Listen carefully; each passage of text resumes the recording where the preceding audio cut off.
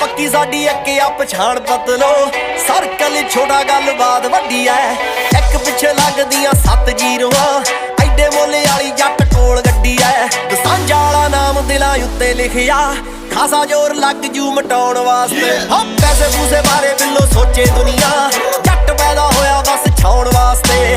ਪੈਸੇ ਪੂਸੇ ਬਾਰੇ ਬਿੱਲੋ ਸੋਚੇ ਦੁਨੀਆ, ਜੱਟ ਪੈਦਾ ਹੋਇਆ ਬਸ ਛਾਉਣ ਵਾਸਤੇ।